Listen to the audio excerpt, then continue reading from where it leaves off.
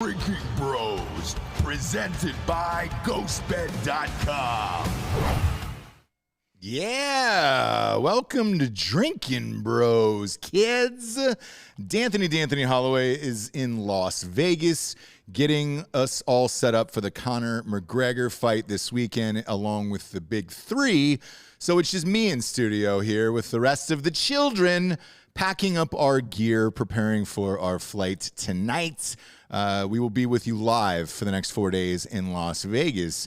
In the meantime, our very special guest, Charles Mizrahi, is here today to talk a little stonks, dude. Charles, how are you? Oh, doing great, man. Thanks for having me. Charles, that's the least enthusiastic I've ever seen anybody. We need more. We need you to start doing booger sugar, some gator tails, really get into it. We're talking stonks today. Yeah, I know. I hear you. But as we go on, I'll get more into it. So I start off slow. First of all, are you happy with the name Stonks? Because I absolutely love it. Or are you just annoyed with the whole thing at this point? Annoyed with the whole thing, man. Just dumb. Just really dumb. It really is. Stocks are pieces of a business. It's a serious thing. And, everyone will have their fun and games now, but a lot of people are going to get hurt and lose money and not do well. But, that's the game. There's always bottom feeders and there's always people coming in on top and starting to eat them. And that's just the business. It's just the way it is. But everyone has its day. I don't know. I just don't like that investing became a full-time sport, and it just doesn't work on long term that way. Well, the weird thing about investing becoming a full-time sport is that's kind of where everything in the industry is headed. So you take for podcasts, for example, right? Sports gambling is massive. That is our future. I've sat in endless meetings with people about this, and seeing the acquisition with Barstool, 136 million to Penn. You see what Penn stock is doing. You see what Michael Jordan is doing with DraftKings. That is where the future is. This is just a different form of it. But this one feels a little bit more controlled, which is why we wanted to have you on today, where as far as these Reddit stocks are concerned, I don't know if you follow this show, but we did take AMC to the moon, Daddy. Yeah, one of my sons actually bought it. He doubled his money, and he thought he was Warren Buffett, and the next day it went up like 300%, and he missed out on that. So yeah, I hear you. We were here. He was talking all about AMC and all, but yeah, I guess those Reddit and meme stocks, they're going to be fun for a while, but then over the long term, it's not going to be fun and games. I do hear you with the way things are going, but I just don't see it like that. I just don't see that. Well, look, as far as AMC is concerned, so we told the audience to go all in. We went all in at 5. We were diamond hands, obviously laser eyes, ape strong. Do you know all the terms? Are you in on all the terms? Zero. I know zero of the terms. I guess that means you bought a lot of it and you liked it at $5 or so, right? Loved it. I didn't like it, Charles. I loved it. I was on top of it. I was behind it. I was going a little side to side on it. I even let it pull my hair. That's how much I loved AMC. Took it at 5, and then we sold out. I think I stopped because I had a stop quote on it around 42, I think. I know some dropped out at 60 and then someone else dropped out at 42, but at $5, it did what we wanted it to do. And then we told the audience, hey, we're getting out of here. And then we bought ringside tickets for all of us to the Mayweather fight with all of the winnings. So that's how we treat it. Like it was a sports bet. And I think that could be the future. Although guys like you probably hate to hear that. I don't really care. It's just going to make more money for us because, and I don't mean to sound like an ass doing it. I'm just telling you that this kind of watching it, loving it at 5, dumping it at 42, having a lot of fun, and then taking the money. That's not the way real wealth is built over time in the stock market. Now, don't get me wrong. People can make, 10 times their money on this. You can buy lottery tickets, make a zillion times your money. But what I'm saying is over the long term, playing stocks based on memes, tickers, news, stories, fun and games. I've seen this movie before. It just doesn't end well. Well, look, you take Robinhood, for example. Like, I think a lot of these Stonks, because that's all we call them here, would end well. But, we saw some things that were unprecedented in the market with Robinhood in particular, TD America, being able to stop the trades and then halt the market, which I've never seen before. And then they just got hit with a record fine. What was it, $716 million for nefarious dealings, I think? Yeah, it was something. I never liked Robinhood. I didn't think it was a good idea, and I still don't think it's a good idea. It's taken a lot of people, not much, and making it fun and games. And you have situations where people are going to lose a lot of money. I know everyone's doing great. It's a lot of fun. When markets are up, everybody thinks, they confuse brains for a bull market. But over time, and, playing the game that way, it's just not the way you make money. Well, really not. I mean, but let me ask you this. You take a guy like Elon Musk, who's able to go out and tweet. He owns a massive company, which is a great company. I don't know if you have a position in it or not, or would recommend it to people with Tesla. But you take a guy like that who is able to influence all of these markets, including crypto, with one or two tweets back to back, AMC, GameStop, Bitcoin, Dogecoin, who's able to influence it with one tweet. What makes that different than what all these other kids are doing, I guess? Well, the kids are doing that, so he's not doing anything which kids aren't doing. He's doing exactly what kids do. One tweet about Dogecoin and being on Saturday Night Live, just think how stupid that is, right? That thing was a joke to begin with, and he gets on Saturday Night Live, and all of a sudden it goes down 30%. Talking about the meme stocks, AMC and GameStop, these stocks, you got to realize they were heavily shorted. The Robinhood crowd and the Reddit crowd just really bloodied the nose of all professional short sellers and destroyed them by driving the stock price up. And he's tweeting back and forth. That you can't do that over the long term. That's just not. You don't have enough staying power to do something like that. But don't you think there's something fundamentally wrong with shorting a stock, because you're essentially just rooting for a company to fail? If you don't have shorts, you don't realize you are letting con men, you're letting charlatans, you're letting CFOs and CEOs who lie and cheat get away with a lot by having their stock price stay up there. What short sellers do, and this is what people just don't get, they look for the weak companies. They look for the companies that not only weak, but they could have some terrible dealings, could be fraud. It could be a whole bunch of things, and just smack them thinking that they're going to go down. And that's what the bet is. They're taking a position saying that the fundamentals of this business are crap. There's something going on with it. It's going to the toilet. So they borrow positions in order to sell it, to buy it back cheaper. That's why we need shorts. We need short players. If the company is a good company, they'll be taken to the cleaners because the company would continue to go up and drive them out. But we've seen time and time again, some really good short sellers have smoked out a lot of garbage that's been parading there. And think about it. Do you want the insiders and CEOs of a company that's cheating or is a fraud to keep their stock price going up with no mechanism to bring it down like short sellers? No, but I also don't want a company like Bed Bath & Beyond to go out of business. And that was another one of the Reddit stocks that was there. So it has, but by the way, Roz, it has nothing to do with the short sellers. If it's a good, viable business, it'll stay. It'll have staying power. It'll keep going up. Remember, the stock price and the business are two separate things. You could have a stock price here, and you could have the underlying worth of the business over here. The stock price is just what the marketplace says it's worth at the end of any given day or any given moment.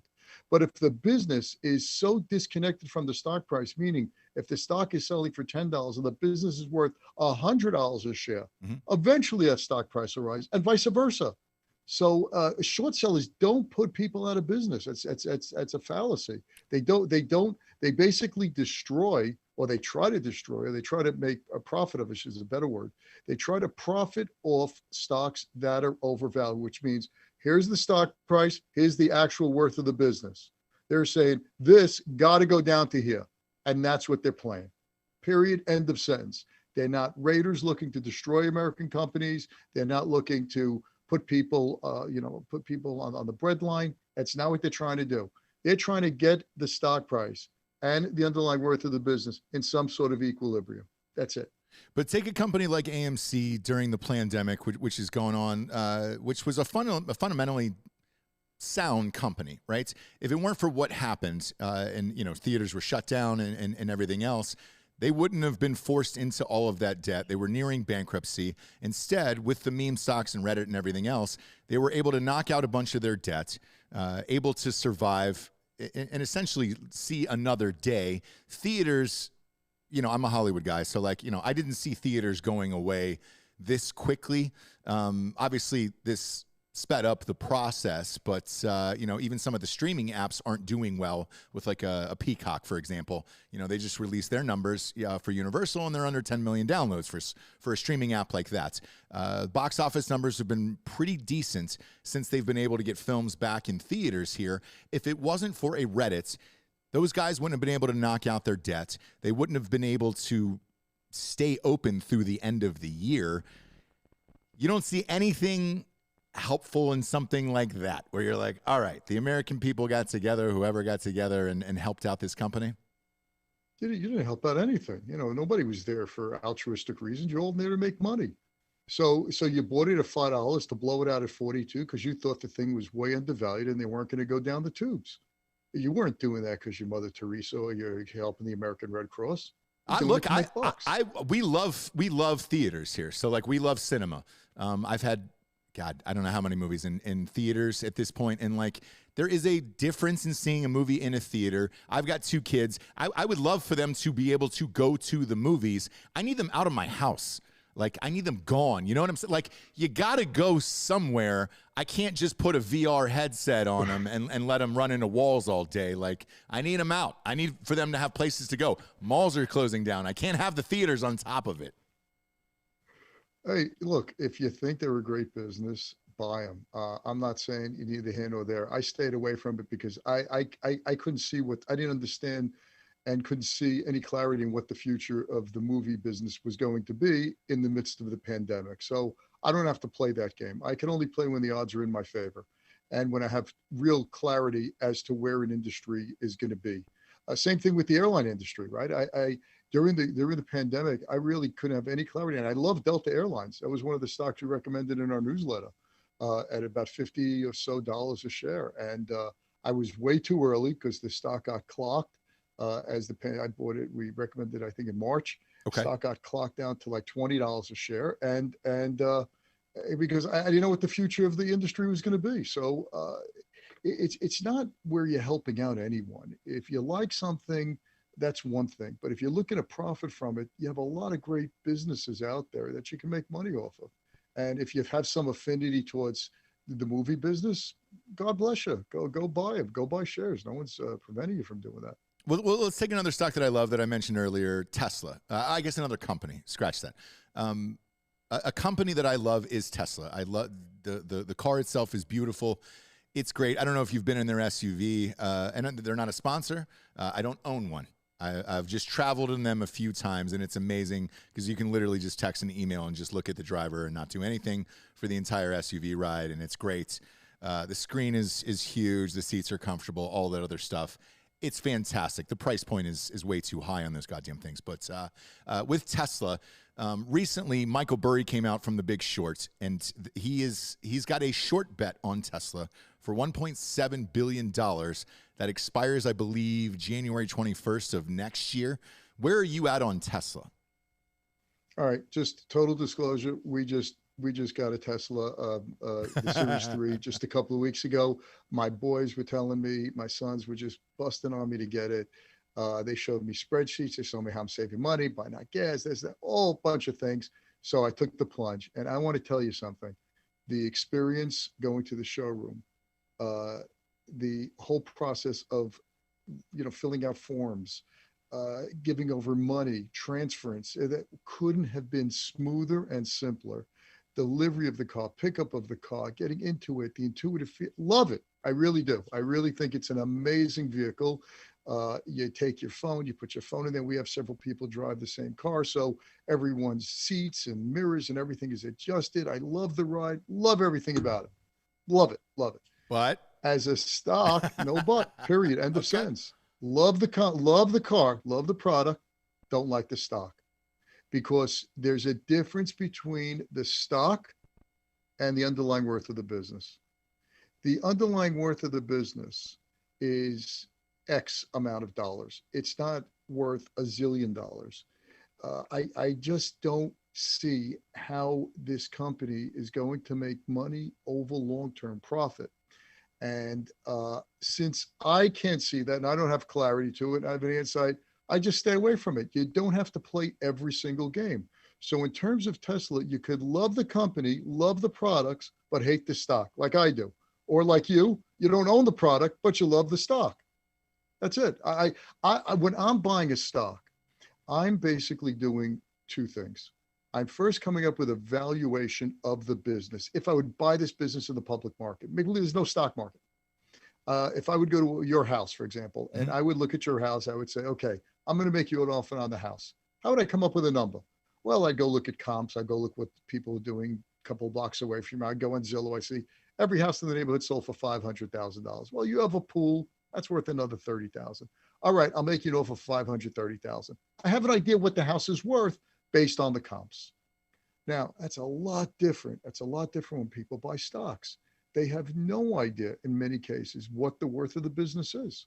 So they'll pay a stock a price, which a stock is just a piece of a business. Mm-hmm. They'll pay an enormous valuation for a company because they look at it, I'm buying one share. Now, when you're buying, let's say, Microsoft, you're buying a $1 trillion company. You have to ask yourself, am I going to be able to make a return on this $1 trillion company?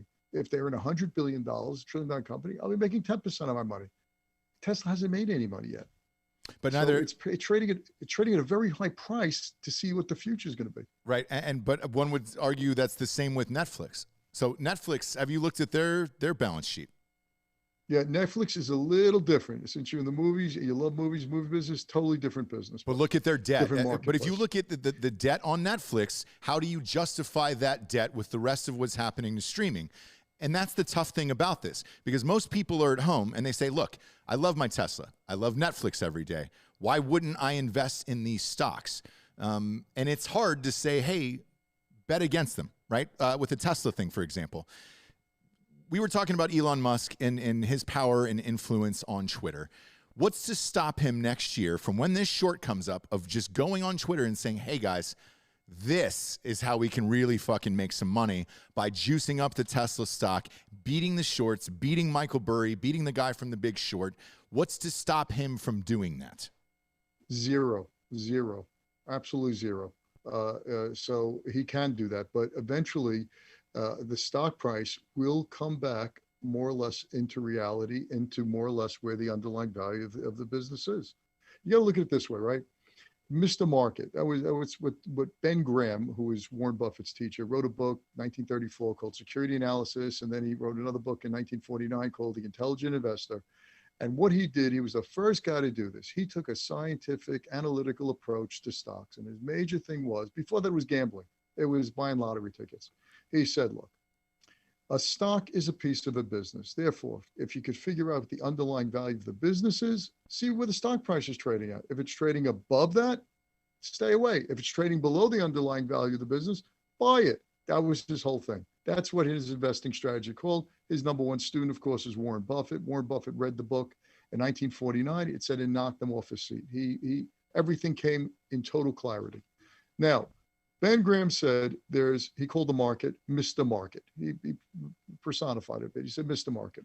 He says Mr. Market every day knocks on your door and is willing to either buy your shares or sell his shares, meaning the stock market has a price every day. And you could do one of two things. A, you could take his offer when it's to your advantage, or B, ignore him. And he doesn't care. He'll come back every day with a price. That's exactly what the stock market does. It comes up with a price. And if you know the valuation of the company, when the market throws at you $600 per share and you think the company is worth $900 a share, buy the stock. If you think the company is worth $200 and Mr. Market offers to sell you shares at 600, walk away. But if he's willing to buy them at 600, sell it to him. The point being, if you know the underlying worth of the business, it's gonna you have a tremendous edge. Now, you asked a great question. Great question. What's to stop Elon Musk for driving out Michael Burry and anyone who's shorting the stock and drive the stock to the moon? The answer is nothing. Will everyone follow him? I don't know. Maybe, maybe not. But eventually, there will come a point where reality will set in and the stock price will go more or less to the underlying worth of the business because they can't disconnect for too long. But what about Netflix, for example? How is that one different with all the debt that they have right now? Because I have a hard time, again, being a Hollywood guy, telling people to go invest in Netflix where I'm like, look, you're in an arms race for original content. Apple has endless money and they have zero debt on their company, I believe. You can correct me if I'm wrong on that. And then, as of last night, I read a story that they're looking to purchase Reese Witherspoon's company for $1 billion for her to produce content, which is 10 times more than Ryan Murphy got on Netflix. And she's an okay producer, but she's never had hits like Ryan Murphy. How do you justify it? Okay, good question. In fact, outstanding question. They're two different companies.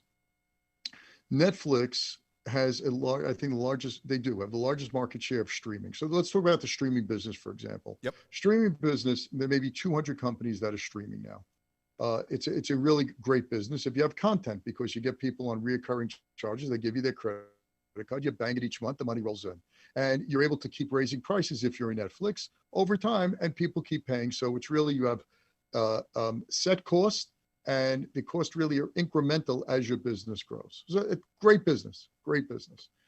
And between them and Disney Plus, they have around a 50 or so % market share. Mm-hmm. So there's only be two players left. It's going to be Disney and Netflix, and maybe a couple of smaller ones, but they're going to be the drivers. Like I don't know if you recall back in the day, search engines. Yep. Before Google, right? There was Alta Vista, there was Lycos, there Bing. was Our producer Delco Dan is a big Bing fan. I'm totally kidding. Oh, Bing. Bing's a great example, right? Yeah. Microsoft threw billions of dollars at Bing, and they couldn't get this much market share from Google. Yep. That kind of tells you what kind of competitive advantage Google has. And look, even digital advertising. Two companies, right? Google and Facebook own, I think, 70+% of all digital advertising. So in every business over time, it goes from this many to this many. Automobiles, right? Mm-hmm. Automobiles prior to the 1920s, you had maybe 2,000 or 3,000 car companies. By the 1950s, you were down to 3. And even those 3, by 2008, they all died. Two of them died and they had to be revived, went into bankruptcy. But the point is, you always start with a field like this, and you go, I feel like this. Let me get back to Netflix. So Netflix was the king of the hill, still is king of the hill. Disney comes along, Disney Plus. They try to do what Netflix is doing amazingly successfully, really phenomenal. They couldn't pick a better time in history to start a streaming company, right? Right. So during COVID. Okay, now you brought up an excellent point. It's the race to content. Who can produce the content because you have the subscribers? Now Netflix has 200+ million and their growth is really coming from overseas. That's what we're going to start doing. India, for example. Their balance sheet, their income statement, there's a lot of funky business going on simply because of the way accounting is done in the movie industry and the way they spend money now, put it on their books as an expense, but to recoup it later. Don't want to get into all the accounting technicalities. But the thing is, they have around, I think, 18 or 19 billion dollars, tremendous firepower to go out and make content. So at the end of the day, when you look at a company like Netflix, it's not the same company as Tesla, which has been trying for years to make money, and most of the profits it ever made was from credits from tax credits, and I think recently Bitcoin made a couple $100 million. But as a going concern, it really hasn't brought any money to the line. Manufacturing is in a very, very expensive business. Yeah, but man, I look at it Disney Plus, right? So let's say you're telling people to go invest in Disney. Disney's getting killed because they have ESPN. ESPN is bringing down their bottom line. Obviously, they have the theme parks. Theme parks were closed for a year and a half. They're now open. It's seemingly at full capacity. I'm not sure in some other countries because I don't live there, obviously, but that's dragging down their bottom line as well. The point I'm making with all of this is, how do you tell people what to invest when typically, this is the way it used to be back in the day, you would say, hey, find a great company that you believe in, that you would go and buy their product and that you would stand behind. But now, because of all the mergers and buyouts and everything else, now you've got to look and see, like a Disney, how many things do they really own down the line, and what's going to be dragging down their bottom line? Because if it was just Disney Plus, through the roof, that would be one of the highest stocks there is. But the problem is, it's not. You've got to deal with ESPN and all the other bad mergers and acquisitions they've made. What would you recommend then in the streaming space? Something like a Roku, where it's just like, hey, that's the device that's pumping it out, or the apps themselves? Okay, so great question. So in my newsletter, Alpha Investa, I write a newsletter each month, and I pick one stock, and basically I want to bring Wall Street research to individual investors, pretty cheap price also to do so. So really what we're looking at is we're looking at companies that are in excellent industries with tailwinds pushing them, run by excellent CEOs, outstanding CEOs. And the key thing here, which you didn't mention before, is they have to be trading at a great price. So your example back in the day, if you like the company, I use Nike shoes and sneakers and I love the company. The difference is you buy it at too high a price, way disconnected from the underlying value of the business. A stock bought at a high price, even in a great business, will produce terrible results, as we saw in 2000 during the dot-com bubble. Great companies, they too high price, I meant squat. So getting around back to your question, in my newsletter, we recommended back in September time Disney, because the valuation that the market was giving it was extremely low compared to where we saw things going. We saw Disney Plus kicking up, which just grew amazingly well. And that's potential money coming in there. Number two, we saw the revenue from the park coming back again. That wasn't going to be shut forever. And the third thing we did is, just a couple of months ago, we recommended Netflix. I forgot where, about 470, or I forgot, honestly. I forgot the price that we recommended at, but I think we're up around 10 or 15% on it. We like Netflix too, because we see Disney and Netflix being the owner of the streaming market over the next 5 years. And over time, the industry is going to consolidate into these two companies, Disney Plus and Netflix. They're going to be king of content. And they have, think about it. They have your credit card. When you hold a client's credit card or a customer's credit card, what does it take to bang it each month of reoccurring revenue? That's manna from heaven. That's phenomenal. That's what Amazon did by getting people on Prime and getting your credit card on file and just making it so easy to order something. Great. So those are great businesses. Look, I'm glad you brought up Amazon Prime, because they're also in the streaming game as well, and they do terrible at it. They don't have one show that averages 1 million viewers on there. I think one just crossed it, actually. Scratch that. The Boys is the superhero show just crossed the $1 million thing, or the million watcher Nielsen ratings, if you will. Although streaming doesn't do Nielsen. They're investing a shit ton into streaming. Why? Well, they're doing it for one reason, right? They're not trying to be king of the hill in that sense. They really want to use this as a premium or as an added advantage to Prime members. They just want to take their Prime membership that now is, I think, 119 or 129. I forgot what it was. Yep. I've been a Prime member as soon as it came out. I've been, same, 129 or something? Yeah, it just keeps going up. I'm on auto pay. At this point, Jeff Bezos is living in my house. Yeah. Right. So let me ask you something else. Would you cancel it if they go up $5 more next year? No, I wouldn't. Exactly. Because I ordered too much shit from them. Like my coffee's on there. Everything is on there where it just gets sent to my house. Right. That's the genius of what kind of great business model that is. Because when they started it, I remember back in the day before they had it, because I've been using Amazon since 1998. I remember the first book we bought, loved it, loved the service. And I kept buying books real quick because I thought maybe the service company would go out of business. I thought it was such a great idea. I said, nah, they're never going to make money on this. I was really smart on that one. So anyway, if you recall back in the day, you had to order, and they came out, you paid, I don't know if shipping was a thing, shipping was deal, but there was something where if you ordered over $25, you got free shipping. Do you remember that? Yep. And what happened? You put something in your cart, and you said, I think $16. I don't want to wait, tonight, let me just buy something else. And the card value kept increasing. And then they came out in the early 2000s, I think it's 06, 07, I'm not sure what year, with Prime. And I was more than willing, like you were, free shipping. Yeah. 2 days. It couldn't be better than that. And that was a phenomenal business model, because over time, Prime membership gives you a whole bunch of advantages and bonuses. Prime Video is just one of them. He's not looking to make money with that.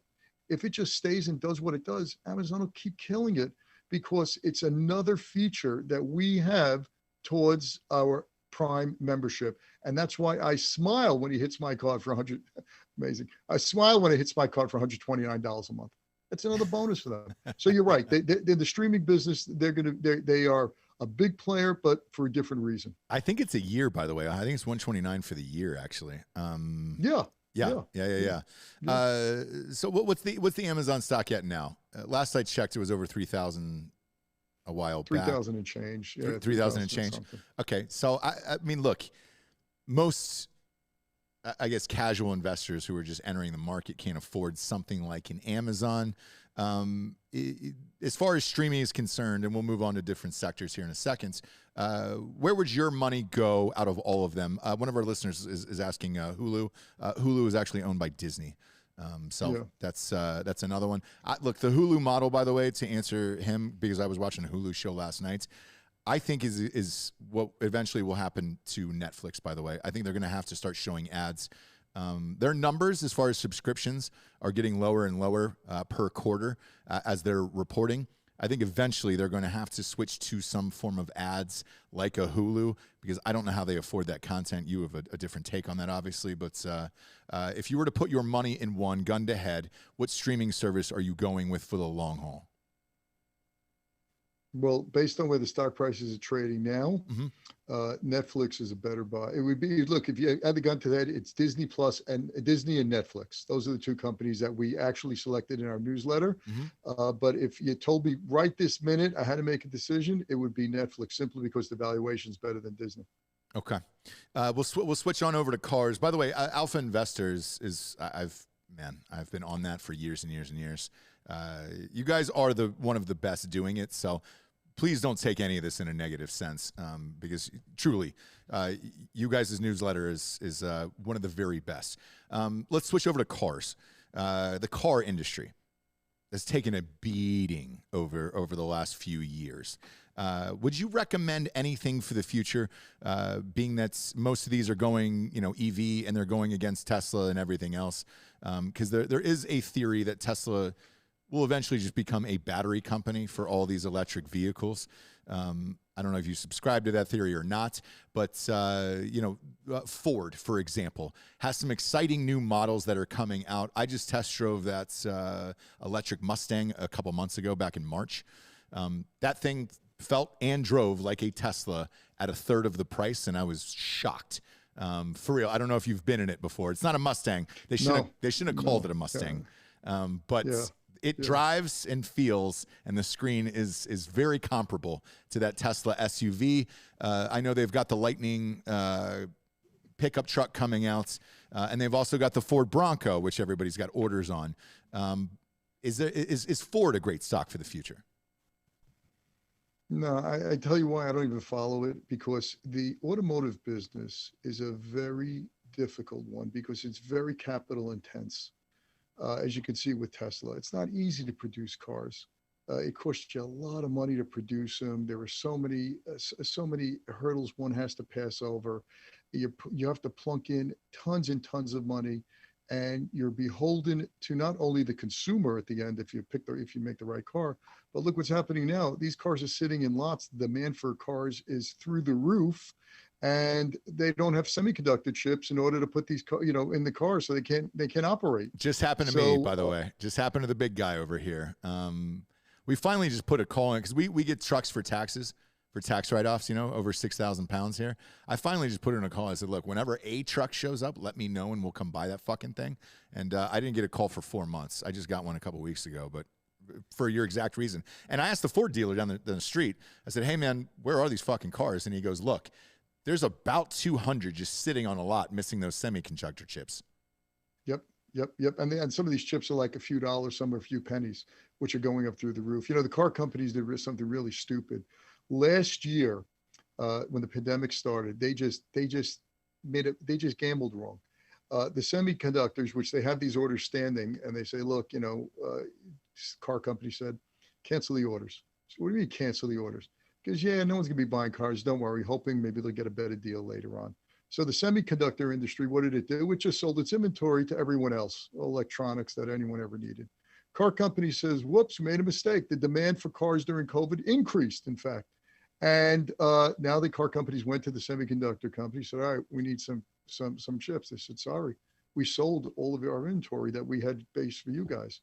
And the car companies are now sitting. I read this. I didn't see it, but I do know that new cars are going at 10%, as high as 20% over MSRP. Yeah, which is amazing. That is correct. When I went in to get this truck at the dealership, he said, look, do not even think about asking anything below the MSRP. You're paying what the Right. sticker's paying, and that's it. And I was like, great, understood. And he was right. So look, we went to 6 other dealerships. I mean, there was some dealerships with only 5 or 6 cars sitting in the lot. I mean, it was crazy truck-wise. And for that reason, you're out on cars. You guys are not recommending any automotive company whatsoever. See, I never liked automotive companies. Look, here's the deal. I don't have to know a lot about a lot of things. I just need to know a lot about a few things that I'm really good at. Because investing, especially in the market, in the stock market, it's basically it's an offensive game. You get to play when you want to. When you see opportunities, you could either invest in them or not invest in them. And instead of looking at a field of 8 or 10 different industries, all you really need to know is 1 or 2 industries really well. And when I first started out, the first industry I really learned about was fast food. And the reason I did that is because I started reading an annual report on McDonald's. It's a pretty simple business. Anyone could figure that out. That led me to Burger King. That led me to Wendy's. And I started looking, how come Wendy's does better here? What do they do different there? And in no time at all, you just read these reports. You could figure out how the industry works. It doesn't take, have to be a genius on that. So I try to stay in my circle of competence. I don't know much about the car industry. I looked into it several times, and I just saw it as a capital intense business where profits are hard to come by. And why go over a 10-foot hurdle when I can find companies that are 1-foot hurdles? But money doesn't care how it's made. No, I know. But it's just so hard for a normal person because, again, you hear the same thing over and over again. Invest in what you love or what you know and a company you believe in. And, take for the fast food companies that you just brought up, for example. Look, Wendy's has the best fries. We all know that. They probably have the best burgers. But McDonald's is still the chain. And, even Burger King, dude, I would still get a double Whopper with cheese ahead of McDonald's. But stock-wise, you're going to McDonald's, right? Well, the price is a bit high now, but I think I have my parents' account McDonald's from maybe 7 to 10 years ago. We bought that at like $40 a share, and it's now 200 and change. Yep. So it's a great business. You're right, and I totally subscribe to what you're saying. Is first thing is learn about the business, and and I'll tell you how I found out about McDonald's. I read the book Golden Arches. And I was so interested in the way the company, I think it was on 2004 or 5 when I read the book. Yeah. And I said, let me look at and I just learned that, wow, it's not even a restaurant business. It's a real estate business because I think 80 to 90% of McDonald's, they own the land that the franchisee is sitting on. So part of your food sale percentage goes to rent. Yes. They own all these they own this property. And in 2008, during the financial crisis, they were buying choice properties all around the world for their McDonald's. So Ray Kroc was brilliant in that sense, owning the land and then just having the franchise. And by the way, they used to be more like 50-50, company owned versus franchisees. Now I think they're 90 or 95%, which is a great business because there's no capital outlay. They just sit back and get a percentage of food sales on every single 35,000 or 36,000 of these McDonald's throughout the world. All they have to do is provide the marketing and provide the thing. So that's a great business. That's just absolutely great business. You know who else did that? L. Ron Hubbard. for Scientology. He owns all of the lands, all of the real estate for Scientology. Dead serious. Look at the numbers behind what the land is that they owned. It is astonishing. So you're still going down. This is what is tough for listeners, where you're like, all right, invest in what you know. Everybody in LA, In-N-Out's great. In-N-Out is the king. Whataburger's here, king in Texas.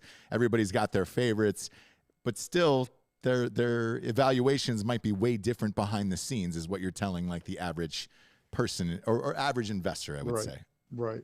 Here's the deal, right? If you find a great business that you really like and know, and when I say know, here's what I'm talking about. You try to see where the business is going to be in 5 to 10 years. I know it's very difficult, especially with the amazing technological revolution that we constantly go through every couple of years. Like, famous case, Blockbuster. They didn't see Netflix coming and their history. So if you thought back in the, late 80s, early 90s, Blockbuster is the greatest business in the world, you have nothing to show for it. Yeah. But you try to find a business that has some type of staying power, a brand name, Nike. Let's use Nike, for example. I don't think over 20 to 30 years, if you bought Nike shares today, that you won't be able to walk away with more money 20 to 30 years from now than you have today. The business will continue to do well, unless something dramatic happens. You don't even know what that can be. Or Google, for example. Google's a business in the next 5 to 10 years that I'm quite confident is going to have higher sales, higher earnings than they do today. That's more or less that I could say. Even if you buy for a little too much money or a lot of money, over time, a great business will save you because the valuation of the business will keep rising than being so particular at buying at the right price. So in other words, you're 100%, and I'm 100% on board with you. People should buy things they know. Not, I happen to use this. I like this, but see the business. Read, people open up a Frankfurter stand and read more paperwork than they do when they go buy a stock, which to me is ludicrous. But that's what people do. All this stuff is free. You go to the SEC site and you look at the 10K. 10K, they list everything. They have to pull their pants down and show you everything about the company. Just read the business section. 3-4 pages. Just get an idea what the business does. That's all you need to do. Yeah. But people don't do it. It's much easier to go on Reddit and, use all those terms you used before and buy stuff. Diamond hands, ape strong, my man. Since you brought up Google, we'll go into the tech sector next. Tech sector. You said, believe in what you know, or you think will be great 10 years down the road. What about a Facebook? I had Facebook at their inception. I had the IPO. I was one of those, Hollywood handshake things where, we had a guy at a brokerage house who was just like, hey, if you spend enough money, you're going to get in before everybody else. We got in. I held on to it. It did well enough, but then it got to a point, maybe 3 or 4 years in, where I just did not believe that Facebook would be around anymore. I thought it was going to be like a MySpace, for example. They ended up buying Instagram, and that, continued their thing. But like, even me now, we have a social media girl that runs our Facebook and everything. Like, I'm not a big poster on Facebook anymore. I feel like I'm rarely on Facebook. I feel like kids are rarely on Facebook. Everybody's moving over to TikTok. Obviously, Instagram is owned by them, and they're on Instagram, yes. But Twitter as well. Where do you see a Facebook in 10 years? I see it, doing really well. Shit. You look at Facebook. Facebook and Google have most of the digital agency money, marketing money. It goes there. The amount. I'll give you a perfect example. What people aren't realizing about Tesla, and this is really where, if you just think about it, if you own the car, you know exactly what I'm talking about. I've read somewhere it's 30 trillion, zillion, billion, some huge number of data that Tesla is collecting on every mile they drive. Yep. I get into my car, there are cameras around, they know exactly where I'm going. That is enormous marketing data. Because data is the currency of the future, not Bitcoin. Data. If you own data, and look, we're doing a podcast, right? We're on Facebook, YouTube. Data is going to drive who your listeners are, so you know where to spend your money, to increase your audience, to get marketers, to a whole bunch of things. So data is today's gold. Now, companies like Facebook, companies like Google, they collect an enormous, enormous amount of data. And to marketers, this is gold. So I haven't seen anyone even close to collecting the data that Facebook does. Zuckerberg is a genius. A couple of years ago, when you had that quandary, is it going MySpace or not? He was shifting the whole company to mobile phones. Right. Everybody was still looking at desktops. Yep. And he took a hit and he said, no, mobile's the place to be. And he was spot on. And he made a great acquisition with Instagram. And I see Facebook just getting stronger and stronger over time. But is there any shots that they become public utilities? I know Trump a couple hours ago just filed a class action lawsuit against Facebook, Twitter, and Google for blocking him on all their sites. Would that affect the stocks if they became public utilities and they wouldn't be able to collect data anymore? You answer that question, right? 100% yes, they'd be out of business, but I don't see that happening. About 20 something years ago, I always found a way, man. I always found a real good hack, Ross, a real good hack. I didn't go to an Ivy League college. I went to 1 year of a local college. I didn't have the pedigree. I didn't have the resume. And I went on Wall Street and I set up my own shingle when I was 22 years old, money management firm after I was a floor trader. I'd done it. So I had to think of a hack in order to gain the knowledge and experience. And I was always blessed to, when I'm around old people older than me, I really enjoy speaking to them because they're a wealth of information. Just they're libraries, they're human libraries just walking around, and the experiences. And I found out that older people have the time to sit down and talk with you. Yep. Younger people are just trying to race and build their careers. An older person's secure. You're speaking to a CEO who's 70 years old. He's not scared about you taking his job. So when I got on Wall Street, I just had a way of finding these really smart and really successful traders, investors, CEOs, and endearing myself to them in a genuine way. And they were so free with advice and knowledge. One of them told me, it was when Microsoft was going through, if you recall back in the day, it seemed like every other week, the FTC and the government was trying to kill them for being a monopoly. Yep. Right.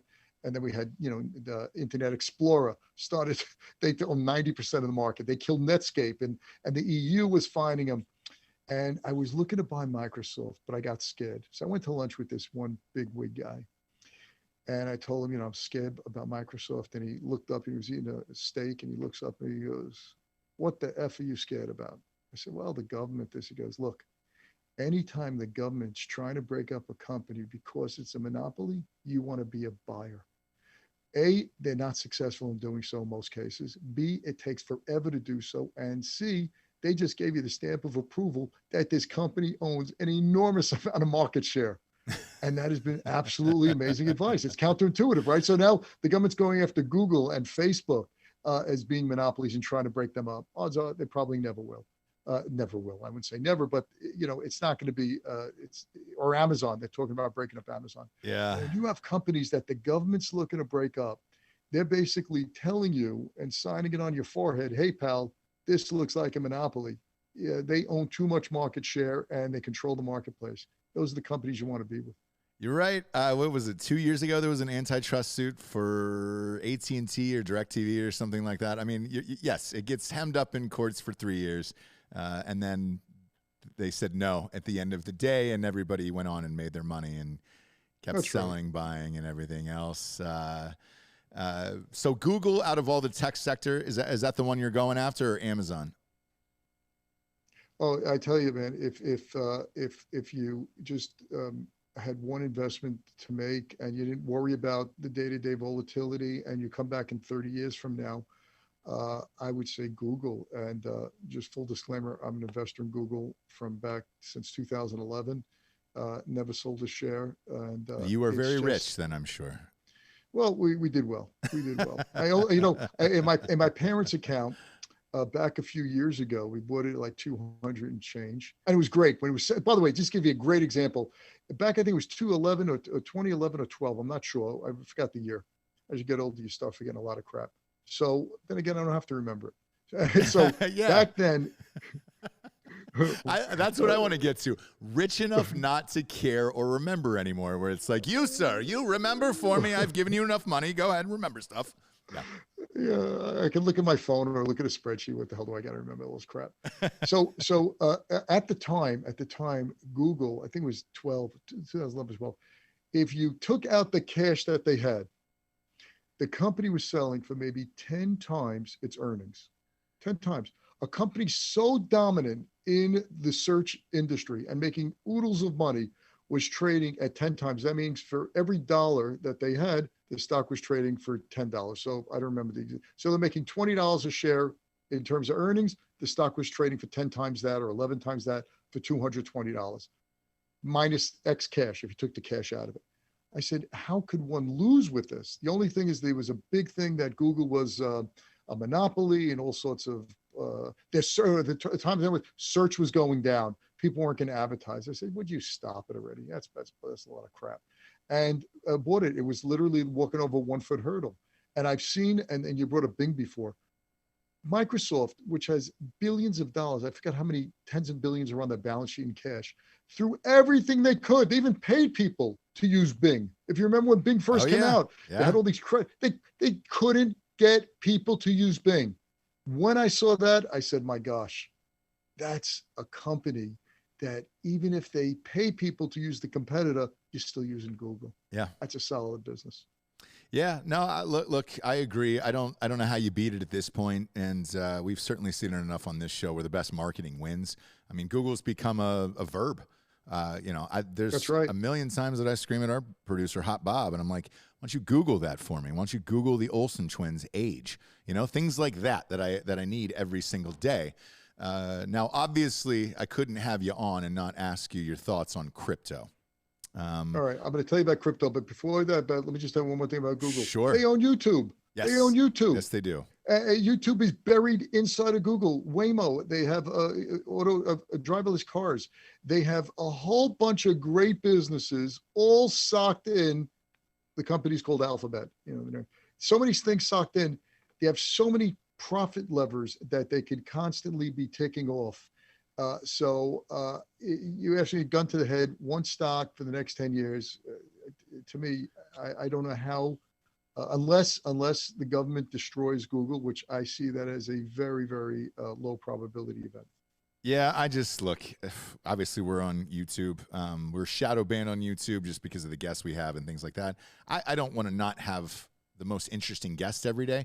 I don't really care what their background or controversy is surrounding them. I just want to be able to talk to the most interesting people every day.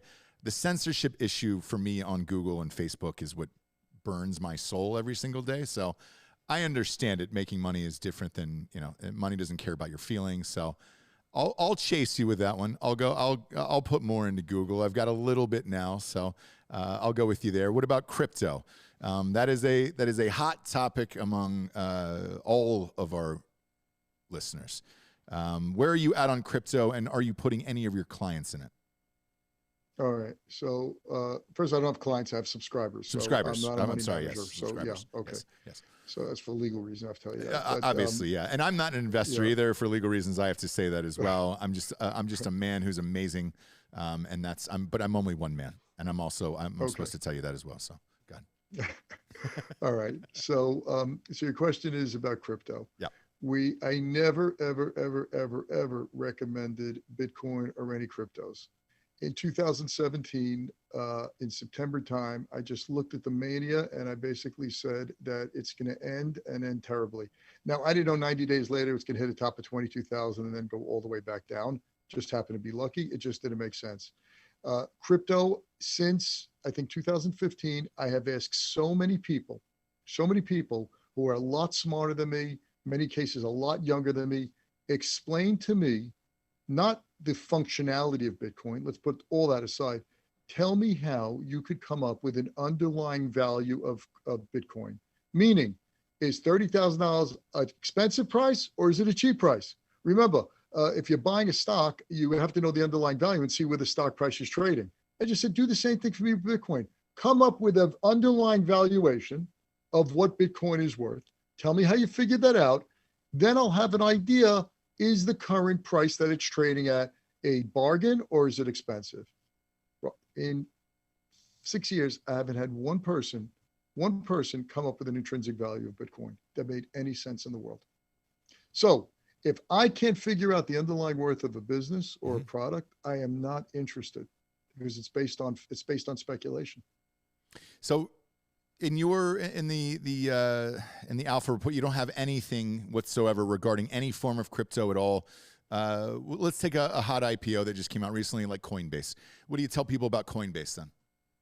Nothing. I don't have to remember. I don't have to comment about everything. It's I don't have to know everything about everything, and I know zero about Coinbase other than it deals with crypto, and I'm just not interested.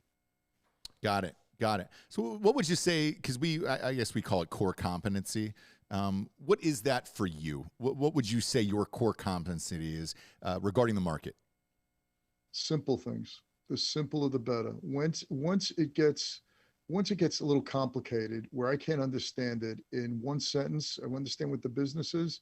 I try again. Maybe it's me. Maybe it was me, but by the third time, I walk away. And that's what most people just don't get. You don't have to know everything about everything. Know a lot about one thing. So my core competency are I love businesses which are in industries with tailwinds, strong tailwinds pushing them forward, run by rock star CEOs that have tremendous track records and have produced shareholder value, and I buy them at bargain prices. Now, what industries does that fall into? It can fall into a whole bunch, but some easy ones, for example, are businesses that have real dominant market share. Let me give you an example. Marvell Technology, right? Mm-hmm. Semiconductor business. When Matt Murphy, the current CEO, he came in 2018. This guy was a rock star. I would follow this guy anywhere. He knew how to put businesses together. He had a tremendous career prior to. Comes into Marvell Technology and says, "Look, guys, I'm going to shift the business away from low profit businesses to high profit businesses." So we started getting rid of cellular chips and all that. And he started focusing on this thing called 5G. 3, 4 years later, he's the king of 5G chips. I think there's not one product out there with 5G that doesn't use Marvell technology. And the stock has gone up, I think, 300% since then, 400% since then.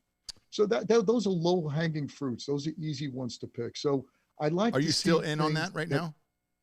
yeah, we when I started Alpha Investo back in 2019, I think our second selection in February was Marvell at $22 a share, and I think it's up to 50 at a 59 now, somewhere around there. So we're still there. Yeah, still love Okay, and yeah, you're still going there. Yeah, Um, yeah, it's great business. Yeah. okay, let's chat about Alpha Investor here. How did you guys blow up so quickly? I feel like I see you everywhere. If I type in a stock quote or anything, you guys are listed 1, 2, or 3 on Google. I don't know what kind of deal you cut or whatever, but it seems like you guys have exploded overnight. And if no matter what stock I type in, Alpha Investor will pop up in front of me. I don't know. Wow, I gotta speak to our marketing team and send them a case of champagne. I didn't know that to be the case at all. That's Really? great to know. I didn't know that. No, I had no idea. I'm so removed from the marketing side of it. They just have me sit down here and just pick stocks and play with, speak to my research team and just speak to CEOs, and that's all I do. They take care of all the heavy lifting. Name But I any. didn't know that. Yeah, name I any didn't know stock that. right now. I'll look it up. Go ahead. Type in Marvell Okay. Technology. All right. You sure Alpha Investor or Seeking Alpha? There's a big difference. So No, no, no, no, if no. it's Alpha, It's Alpha Investor. I'm positive. Marvell. What's the last part of it? MR ticker symbol MRVL. MRVL. MRVL. Stock price. There we go. Boom. Yeah, you guys pop up number 8 or 9 here on my thing. So I don't know, but also look, Facebook and all that stuff could have my technology, and it's probably listening to my voice every single second of the day. So who knows? Yeah. But yeah, it's absolutely crazy. Yeah, their stock price is it's 56.68 right now, and yeah, man, that's nuts. What made you start it? Let me ask you that. Great question, man. So I started when I was like 20 years old. My father was a working class guy. He was a warehouse manager, and I knew that to get out of this life, I wanted more. And we grew up in a working class neighborhood in Brooklyn, really great area, great family, great parents, hardworking people. And, I said, I got to get to Wall Street. And it was 40 minutes away. It could have been on the other side of the world. I did have one contact. I had an uncle that was a waiter in the New York Stock Exchange restaurant. That was it. And I couldn't even get a job as a busboy. Goes to show you. So he said, look, there were no openings. I'm really sorry. It's going to some of the directors' kids. And, sorry, that was it. That was my closest shop. So I said, I really got to get down to Wall Street. I love numbers. I love the stories. I love this. I love everything about finance. So the New York Futures Exchange opened up at the time. It was connected to the New York Stock Exchange, and it was like the S&P 500 futures, but they were doing it in New York, and they were looking for new traders. And all you got to put up was $12,500 of your own money, and you can become a floor trader. And I became a floor trader. Remember, they want more guys at the bottom, so the top, the sharks could eat all us little guys. Of course. And I started as a floor trader. About a year later or so, a year and a half, when I was 22, I started my own money management firm. And we had a great run, really. It was a great business. It was, we managed money for a lot of the investment banks on Wall Street. We were named number one in Barron's over 1 and 2 year or 3 year period. I forgot exactly when.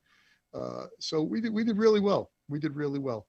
And it just started to wear on me. It's managing money is an extremely, extremely difficult business because you're watching markets all day. You have clients that are constantly want hand-holding.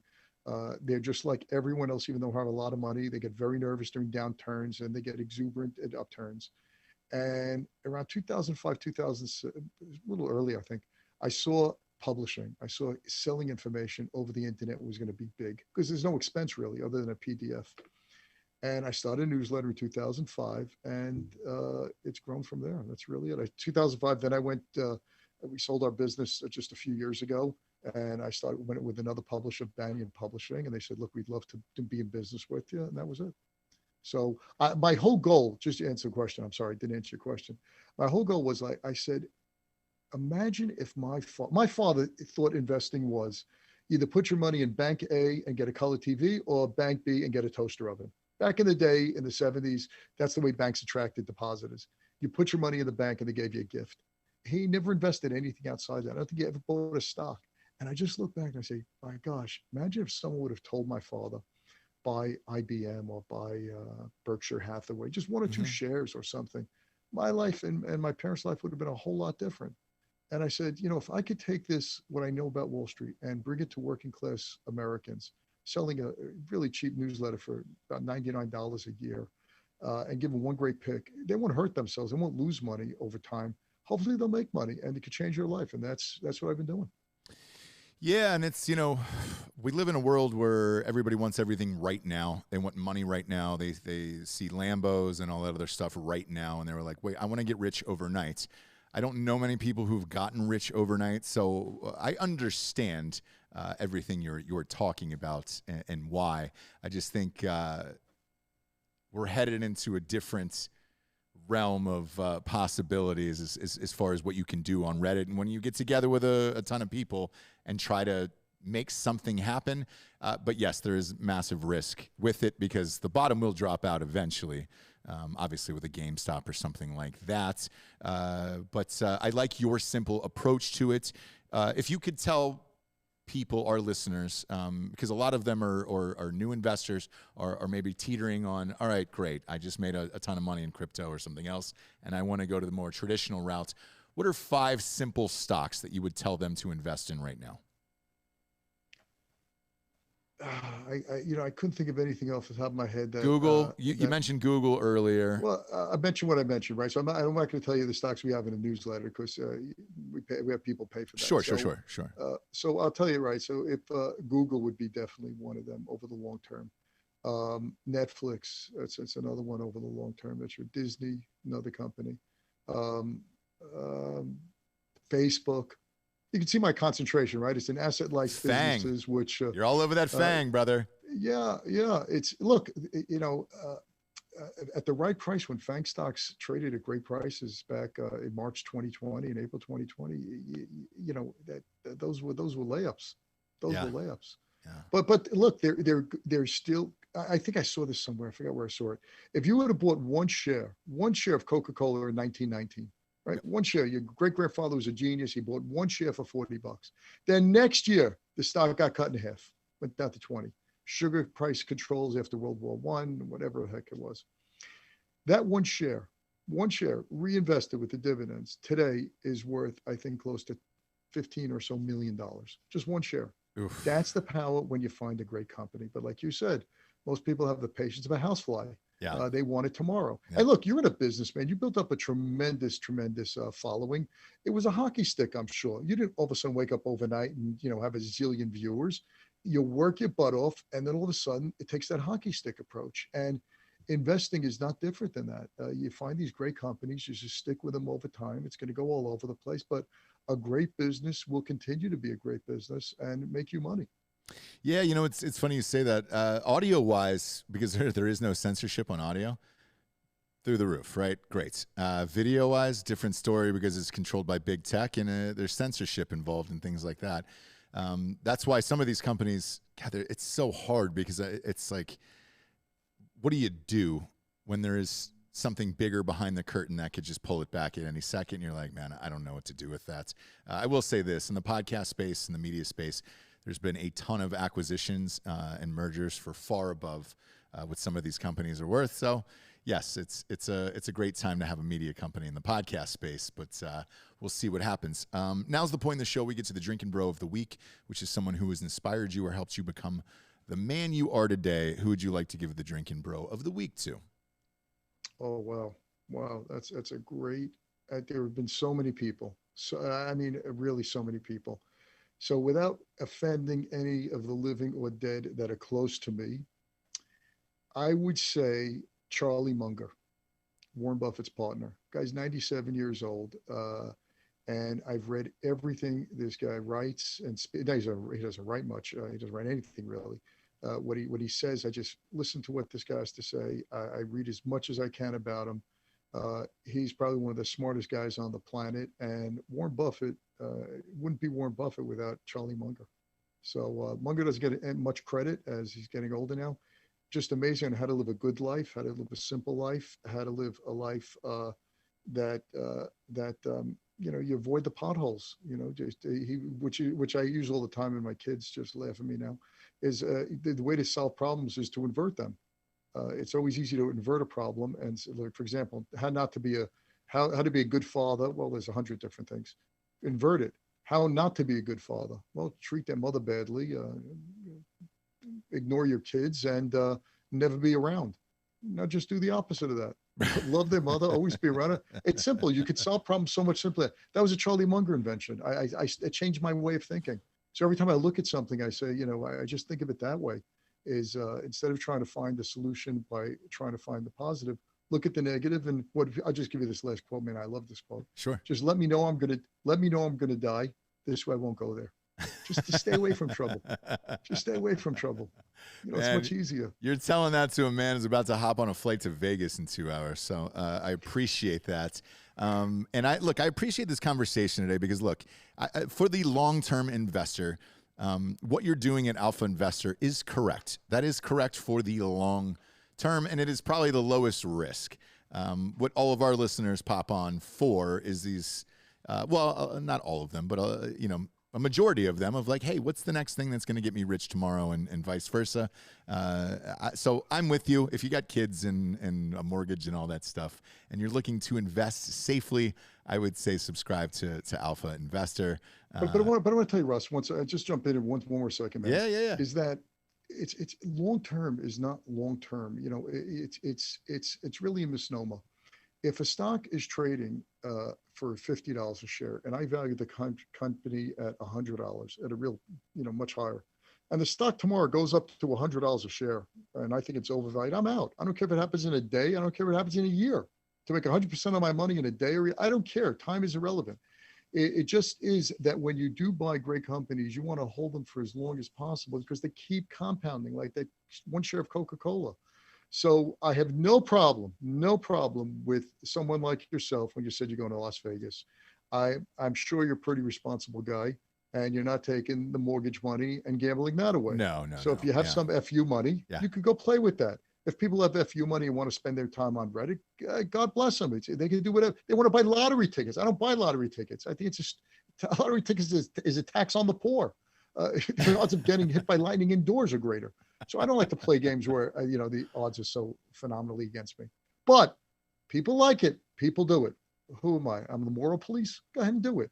But if the real way to make the real way to make money is not jumping around. What's the next big thing? Wake up tomorrow morning. You don't do that with your podcast and your business. You don't wake up. What's the new hottest thing that's making money in businesses? Let me go into that. You stick to what you know and you keep building on it. And these companies that we're talking about, these aren't companies going up 4 or 5% a year. Marvell Technology, since we got it, was up 200%. I know in the age of Reddit and memes, 200% over 2 years is not a lot, but real check in the real world, it is. Yeah. So try to do that with a lot of your money, boy. Buffett became the richest guy in the world almost by compounding money at only 20% a year. And then you have people pissing money out the window trying to make 1,000% a day. If it was that easy, we'd all be billionaires. No, and I get it. And one of the things that we tell our audience all the time is in business, if you can find a niche that is underserved and exploit it, yes, and you stay in your own lane and keep going, the drive will be fine in the long run. But once you start to veer off, we have a seltzer company. We have a seltzer that's starting, comes out in like 2 months. And I had a conversation with the woman, the distributor who owned it today. She was asking about barcodes, and I said, look, I know nothing about anything you're talking about. However, I drink a shit ton of seltzer. I know this is great. I know it will sell. Can you just put the fucking barcodes on for me so I can move on with my day? And she started laughing, and she was like, you know your lane, don't you? And I go, I do, which is why I'm saying this to you. And we had a pleasant conversation about it today, and I had a pleasant conversation with you. You're a great man. Check out... tell everybody where they can check you out besides Alpha Investor. Just also, we have a podcast, the Charles Mizrahi Show, where we get your podcast.